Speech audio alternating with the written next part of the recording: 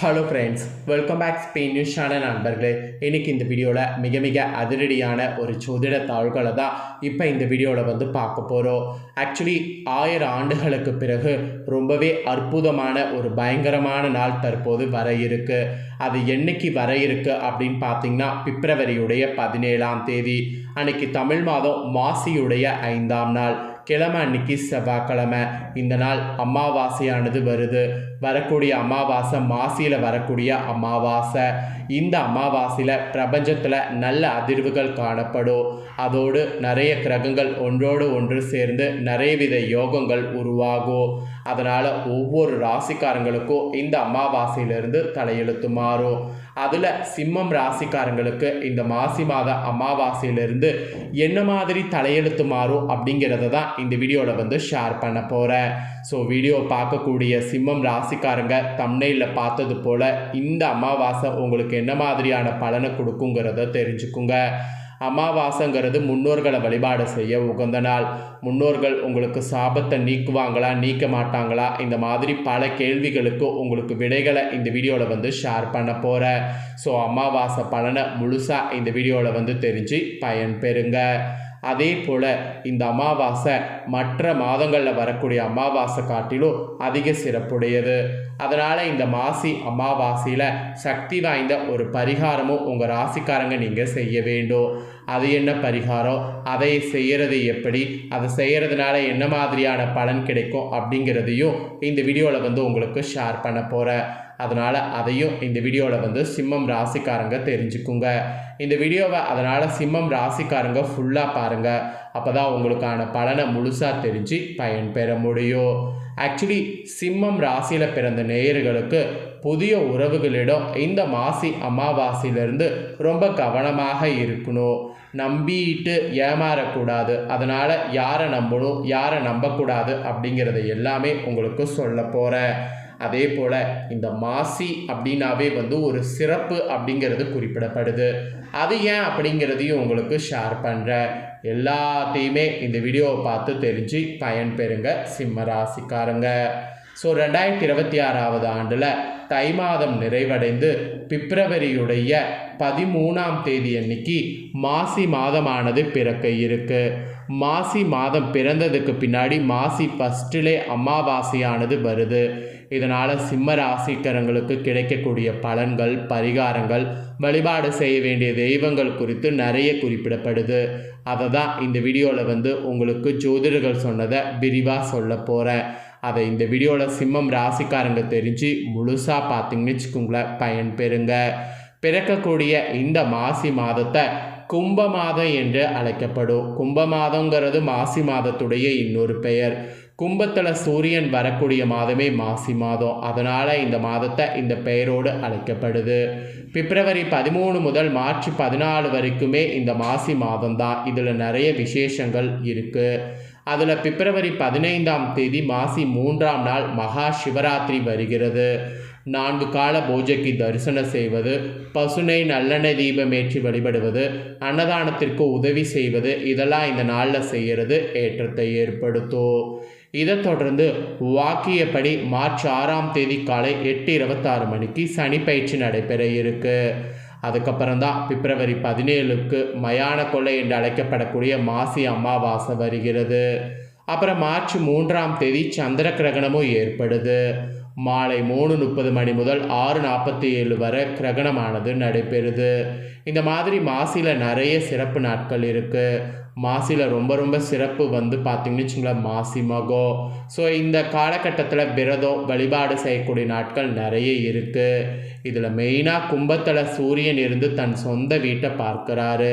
அதன் அடிப்படையில் இந்த மாதத்தில் நடக்கக்கூடிய விஷயங்கள்லாம் நிறைய இருக்குது. அதனால தான் இந்த மாசி அமாவாசைக்கு பிறகு பஞ்சாங்கத்தில் இதெல்லாம் உங்கள் ராசிக்கு நடக்கும் என்பது கூறப்படுது.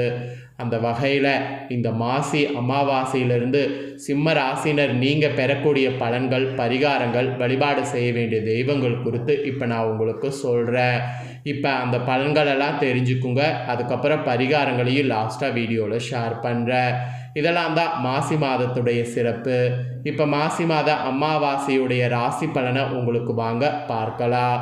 சிம்மமில் பிறந்த ராசிக்காரங்களுக்கு குடும்பத்தில் உங்கள் துணை விஷயத்தில் இணக்கமாக செல்வது நல்லது. அப்படி இல்லைன்னா உங்களுக்கு தான் ப்ராப்ளம் ஏற்படும். சண்டை போடுவது, சச்சரவுகள் செய்வது, கோபப்படுவது போன்றவதை தவிர்ப்பது நல்லது. மீறி கோபப்பட்டிங்கன்னா அது உங்களுக்கு பெரிய ஆபத்தில் போய் முடியும். 40 வயதை கடந்தவர்கள் மிகுந்த கவனமாக இருக்க வேண்டும். அப்படி இல்லைன்னா ரொம்ப உடல் ரீதியாக பிரச்சனை வரும். மற்றவர்கள் சொல்வதை நம்பி சிக்கலில் சிக்கிக்கொள்ளாமல் இருக்க வேண்டும். மெயினாக கோபங்கிறத தவிர்க்கணும்.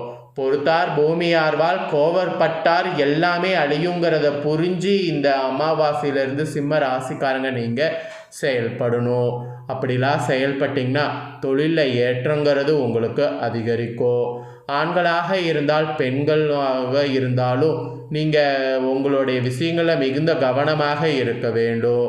அதுவும் உத்தியோகம், வியாபாரம், படிப்பு, தொழில் என அனைத்து விஷயங்கள்லேயும் ஏற்றமானது இந்த அமாவாசைக்கு ஏற்பட கவனமாக இருக்கணும். உங்களை திட்டினாலும் உண்மையான அன்பு செலுத்துவர்களிடம் இணக்கமாக செல்வது நல்லது. அவர்களை பற்றி மற்றவர்களிடம் பேசுவதை தவிர்ப்பது நல்லது. நீங்கள் சொன்ன விஷயத்தின் மூலம் அவர்கள் ஆதாயம் காணக்கூடிய நிலை ஏற்படும். அதன் மூலம் நீங்கள் தொந்தரவுகளை அனுபவிக்கக்கூடிய காலகட்டமாகவும் இருக்கும். அதனால் ரொம்ப கவனமாக இருக்கணும் என்பது குறிப்பிடப்படுது. இப்படியெல்லாம் கவனமாக இருந்தீங்கன்னா வீடு வாங்கக்கூடிய யோகம் இந்த மாதம் உங்களுக்கு அமாவாசைக்கு பிறகு ஏற்படும். புதிதாக அறிமுகமாகக்கூடிய நபர்கள் மூலமாக தொந்தரவுகள் ஏற்படும். பயணம், நட்பு, உறவு என இந்த அமாவாசைக்கு பிறகு புதிதாக வரக்கூடிய நபர்களிடம் யாராக இருந்தாலும் எச்சரிக்கையாக இருக்க வேண்டும். இல்லைன்னு வச்சுக்கோங்களேன், பாதிப்புகளை சந்திக்க நேரிடும். பிள்ளைகள், தாயார், தந்தை, நட்பு, உறவுகள் என எல்லா விஷயத்திலுமே ஏற்றமானது உண்டாகும். புதிதாக வீடு வாங்குவது, நிலம் வாங்குவது, தோட்டம் வாங்குவது போன்றவற்றில் அனுகூலம் ஏற்படும். அதனால் அந்த மாதிரிலாம் தாராளமாக நீங்கள் வாங்கலாம். இது உங்களுக்கு ஒரு யோக பலன் என்று கூட சொல்லலாம். யோக பலன்களை அதிகமாக பெறக்கூடிய காலகட்டம் இந்த காலகட்டம்.